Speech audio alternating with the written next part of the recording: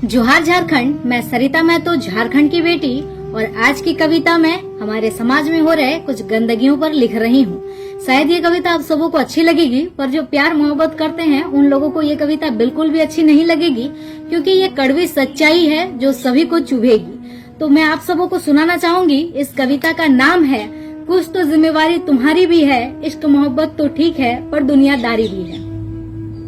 अग्निकुंड भी शर्मा रही है कि अग्निकुंड भी शर्मा रही है, कैसा कलयुग आया अपवित्र होने के बाद 7 फेरों के 7 वचन है खाया।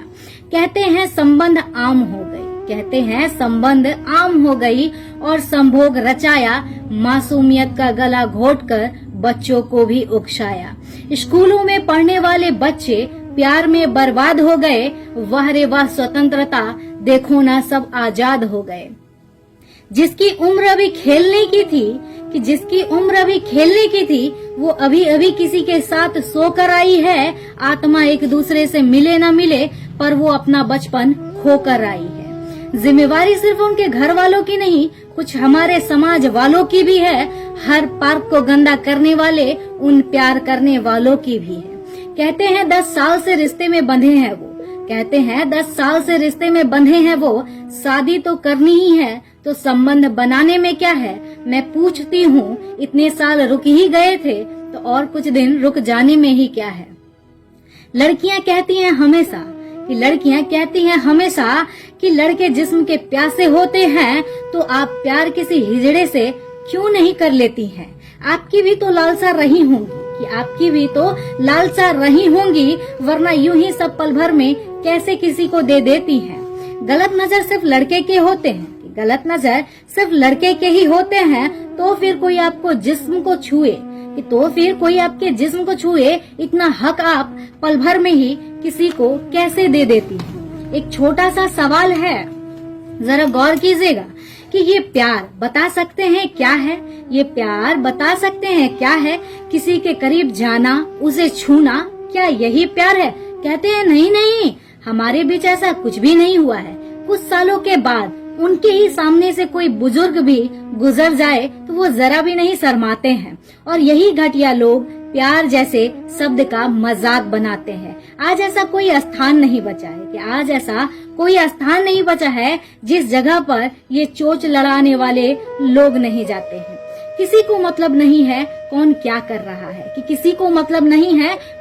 कर रहा है, पर दरख्वास्त है आप लोगों से, हमारा समाज गंदा हो रहा है।